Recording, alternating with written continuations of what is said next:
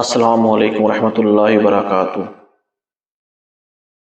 الحمدللہ رب العالمین والصلاة والسلام علی سید الانبیاء والمرسلین، اما بعد فاعوذ باللہ من الشیطان الرجیم، بسم اللہ الرحمن الرحیم۔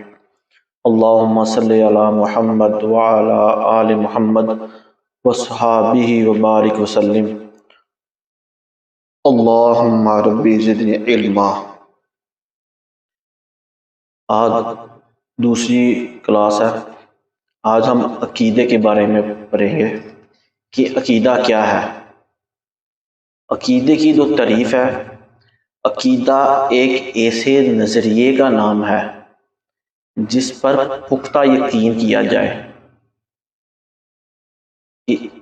اور اس عقیدے کی بھی آگے دو اقسام ہیں: عقائد اسلام، عقائد اہل سنت۔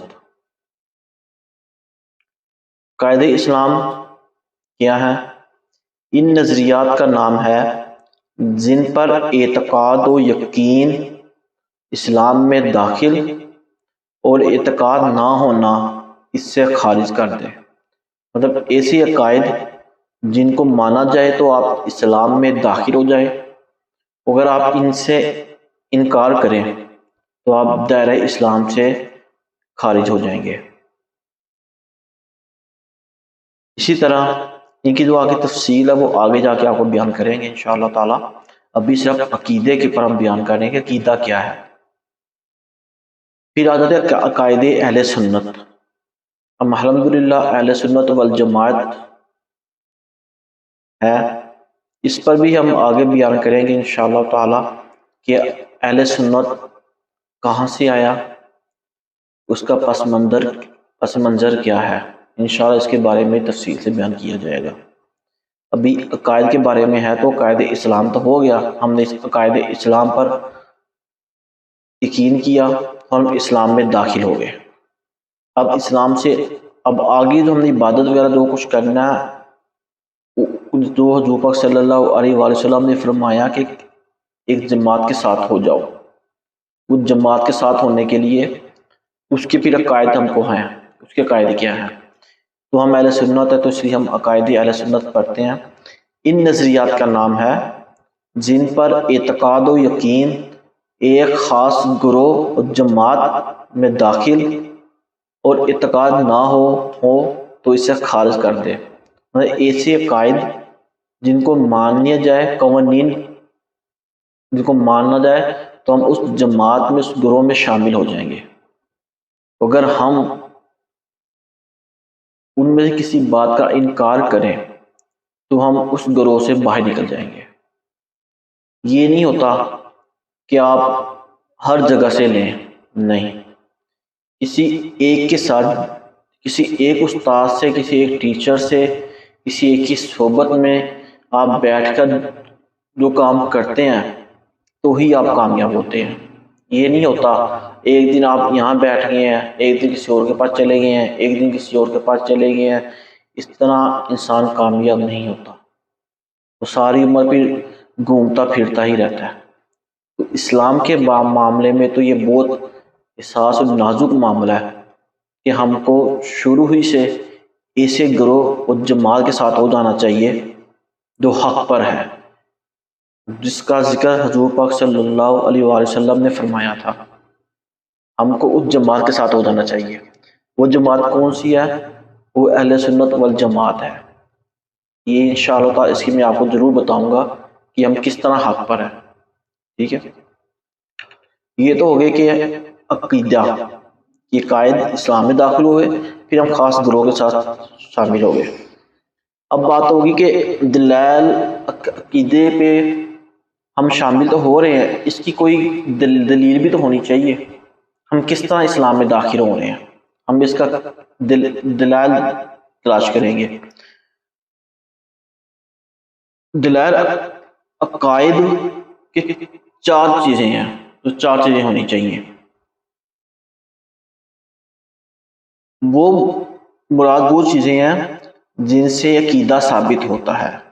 مثلا قرآن پاک سے دلیل لی جائے گی ہم عقیدے کے بارے میں، پھر سے لیا جائے گا، پھر عقل سلیم میں عقل کے مطابق، عقل کیا کو کیا سمجھ آتی ہے وہ، پھر سواد اعظم، سواد اعظم کا کیا ہے، بہت بڑا گروہ جس پہ کثیر لوگ اس گروہ میں اس جماعت کے ساتھ منسلک ہوں۔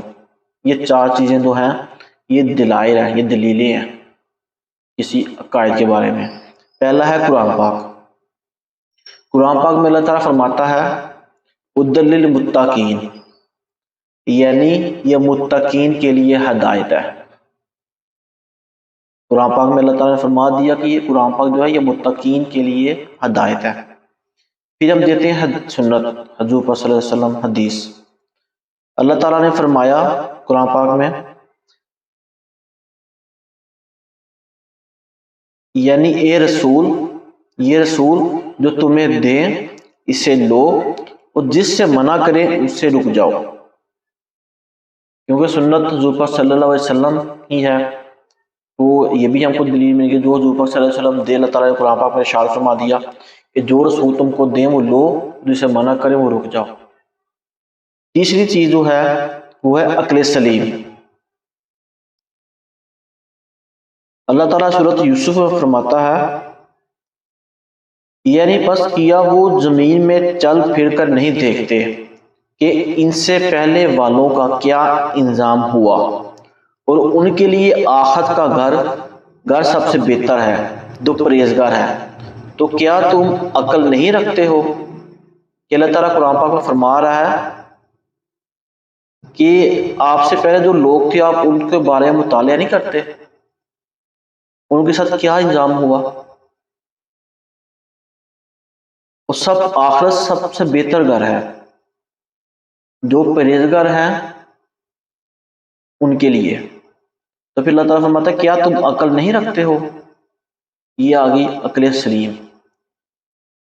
کہ ایسی چیزیں جو وہ دوسروں کو دیکھ کے وہ کس وجہ سے گمراہ ہوئے تھے، ان چیزوں کو ہم دیکھیں اور پھر ہم دل و دماغ سے اس مسئلے کو مانیں، تسلیم کریں۔ اب جو چوتھا ہے وہ ہے سواد اعظم۔ رسول اللہ صلی اللہ علیہ وسلم نے ارشاد فرمایا، میری امت کو کبھی گمراہی پر جمع نہیں کرے گا، اللہ میری امت کو کبھی گمراہی پر جمع نہیں کرے گا، اور اللہ کا دست رحمت اس طرح جماعت پر قائم رہتا ہے۔ تو اس سے ہوا کہ اللہ تعالیٰ جو حق پر ہوگا، اور حضور صلی اللہ علیہ وسلم کی جو امت ہے اس کو گمراہ نہیں کرے گا۔ بس سواد اعظم یعنی بڑی جماعت کے پیروی کرو، جو علیحدہ ہوا وہ جہنم میں علیحدہ کیا گیا۔ کہ جو سب سے بڑی جماعت ہے اس کی پیروی کرو، جو اس سے الگ ہوگا وہ جہنم میں علیحدہ کر دیا جائے گا، اس کو علیحدہ ہوگا، وہ جہنم میں علیحدہ کیا گیا، کہ جہنم میں خود جہنم میں ڈال دیا گیا۔ اس لیے یہ چار دلائل ہیں جن کی روشنی میں ہم نے اپنا عقیدہ کیا۔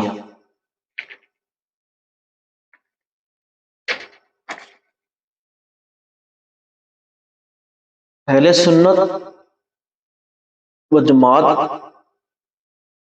کے بارے میں حضور پاک صلی اللہ علیہ وسلم نے ارشاد فرمایا، بے شک تم سے پہلے اہل کتاب 72 فرقوں میں تقسیم ہو گئے، اور بے شک میری یہ امت ان قریب 73 فرقوں میں تقسیم ہو جائے گی، ان میں سے 72 جہنمی اور ایک جنتی ہوگا، اور وہ یہی جماعت ہے جو میرے اور میرے اصحاب کے عقیدے پر ہوگی۔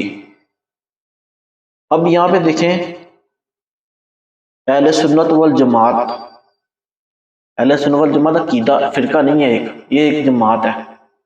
وہ اس کی تاریخ اٹھا کے دیکھے تو تاریخ اور ہسٹری اس کی بہت پرانی ہے، یہ کوئی ابھی سے 100 سال کے اندر یا 10 سال کے اندر نہیں بنی۔ اہل سنت والجماعت کی جو تاریخ ہے وہ شروع سے چلتی آ رہی ہے، اس لیے یہ فرقہ نہیں ہے، یہ جماعت ہے پوری ایک۔ ہم امام ابو حنیفہ رحمۃ اللہ تعالیٰ علیہ کی ماں کی دور کی جنہوں نے ہماری مرتب کیا تھا نصاب، ان کے پر ہم عمل کرتے ہیں تو ہم حنفی کہلاتے ہیں۔ اس پہ بیان کریں گے لیکن اگلے لیکچر پہ، اگلی تیسری ہماری کلاس ہوگی، اس کے اوپر میں بتاؤں گا آپ کو کہ کس طرح حضور پاک صلی اللہ علیہ وسلم کا دنیا سے ظاہر طور پر پردہ فرمانے کے بعد کون سے فرقے، کون سے گروہ آئے جنہوں نے گمراہ کرنے کی کوشش کی، اور امام ابو حنیفہ کا دور کا کون سا تھا، انہوں نے کس کی صحبت لی، وہ امام مالک، امام احمد بن حنبل، یہ سارے ائمہ کے کون سے دور تھے، کس طرح یہ ہوئے، تو پھر میں آپ کو اس کی طریق اگلے لیکچر میں بتاؤں گا انشاءاللہ تعالیٰ۔ ابھی عقیدے کا چل رہا تو عقیدے کا ہی ہم دیکھیں کنٹینیو کرتے ہیں۔ اب ہم دیکھتے ہیں کہ درست عقیدے کی کیا اہمیت ہے اور غلط عقیدے کا کیا وبال ہے۔ درست عقیدے کی اہمیت یہ ہے کہ نجات کی شرط، اللہ تعالیٰ سورۃ اثر میں فرماتا ہے، یعنی اس زمانے محبوب کی قسم، بے شک آدمی ضرور نقصان میں ہے، مگر جو ایمان لائے اور اچھے کام کیے اور ایک دوسرے کو حق کی تاکید کی اور ایک دوسرے کو صبر کی وصیت کی۔ یہ جنہوں نے اچھے کام کیے، یہ درست عقیدے کی اہمیت ہے۔ پھر جنت میں داخلہ، اس پر سورۃ نساء میں اللہ تعالیٰ فرماتا ہے، یعنی اور جو ایمان لائے اور اچھے کام کیے، اس دیر جاتی ہے کہ ہم انہیں باغوں میں لے جائیں گے جن کے نیچے نہریں، یہی ہمیشہ ہمیشہ ان میں رہیں، اللہ کا سچا وعدہ اور اللہ سے زیادہ کسی کی بات سچی نہیں۔ یہ دو درست عقیدے پر رہے گا اور اس کی عبادت بھی صحیح ہوگی، قبولیت والی ہوگی، پھر اس کو جنت میں داخلہ ملے گا، اس پر یہ نعمتیں ہوں گی، اس کو یہ سب نعمتوں سے نوازا جائے گا۔ اور اگر ہمارا عقیدہ ہی غلط ہوا، عقیدہ ہی درست نہ ہوا، تو پھر یہ ہم سب چیزوں سے محروم رہ جائیں گے۔ آگے ہم کہتے ہیں کہ غلط عقیدے کا وبال، کہ غلط عقیدے سے کیا کیا تباہی ہے۔ غلط عقیدے کا رکھنے والوں پر لعنت کا مستحق ہوگا، وہ دائمی طور پر جہنم میں داخل ہوگا۔ اللہ تعالیٰ فرماتا ہے، بے شک سورۃ بقرہ کی آیت ہے 161 162، بے شک وہ جنہوں نے کفر کیا اور کافر ہی مرے ان پر لعنت ہے، اللہ و فرشتوں اور آدمیوں سب کی، ہمیشہ رہیں گے اس میں، نہ ان پر سے عذاب ہلکا ہوگا اور نہ انہیں مہلت دی جائے گی۔ اور فرمایا ایک اور جگہ اللہ تعالیٰ فرماتا ہے، یعنی بے شک جو کافر ہوئے، یعنی اہل کتاب و مشرکین، وہ جہنم کی آگ میں ہوں گے، وہ اس میں ہمیشہ رہیں گے، اور یہی مخلوق میں سب سے بدتر ہے۔ بے شک وہ جو ایمان لائے اور انہوں نے نیک اعمال کیے، یہ ایک مخلوق میں سب سے بہتر ہیں۔ نبی کریم صلی اللہ علیہ وسلم کا ارشاد ہے، یعنی اس ذات کی قسم جس کے دست قدرت میں محمد صلی اللہ علیہ وسلم کی جان ہے، کہ اس امت میں سے جو بھی یہودی یا نصرانی میرے بارے میں سنے، پھر جو میرے ساتھ بھیجا گیا اس پر ایمان لائے بغیر مر جائے، تو ضرور جہنمیوں میں سے ہوگا۔ ایک اور جگہ اللہ تعالیٰ حضور صلی اللہ علیہ وسلم فرماتے ہیں، یعنی میری امت میں دو گروہ ایسے ہیں جن کا اسلام میں کوئی حصہ نہیں، مرجیہ اور قدریہ۔ مرجیہ یہ جبریہ بھی کہلاتے ہیں، ان کے نزدیک انسان مجبور محض ہے اور تمام افعال من جانب اللہ ہوتے ہیں، انسان افعال کو سر انجام دینے کے سلسلے میں ایسے ہیں جسے کت پتلی کہا جاتا ہے کہ چکی چل پڑی لیکن چلانا کوئی اور ہے۔ مطلب ان کا یہ نظریہ ہے کہ انسان خود کچھ بھی نہیں کر سکتا، سب کچھ اللہ کی طرف سے ہی ہو رہا ہے۔ یہ صرف کت پتلی ہیں، ان کو میں گناہ ہوا معاذ اللہ تو گناہ بھی انہوں نے کہہ دی کہ اللہ نے کروایا ہم سے، ایسا کچھ غلط کام خود کر لیا اس کا بھی کہہ دیا کہ یہ معاذ اللہ یہ اللہ کی طرف سے اللہ نے خود کروایا۔ یہ ایک فرقہ ہے جس پر اللہ صلی اللہ علیہ وسلم فرمایا ان کا اسلام میں کوئی حصہ نہیں۔ دوسرا ہے قدریہ، یہ منکرین تقدیر ہیں، مطلب یہ تقدیر پر یقین نہیں کرتے، ایک تو بالکل ہی کہتا ہے وہ ایک بالکل ہی کہتا نہیں۔ غلط عقیدے والا بد مذہب کہلاتا ہے، اور بد مذہبین سے میل جوڑ شرعاً ممنوع اور حرام ہے۔ رسول اللہ صلی اللہ علیہ وسلم نے ارشاد فرمایا یعنی قدریہ اس امت کے مجوسی ہیں، اگر بیمار ہو جائیں تو ان کی عیادت نہ کرو، اگر مر جائیں تو ان کے جنازے میں شرکت نہ کرو۔ رسول اللہ صلی اللہ علیہ وسلم نے ارشاد فرمایا یعنی تقدیر کا انکار کرنے والوں کے ساتھ نہ اٹھو بیٹھو، نہ ہی گفتگو میں ابتدا اور کھندہ پیشانی سے کام لو۔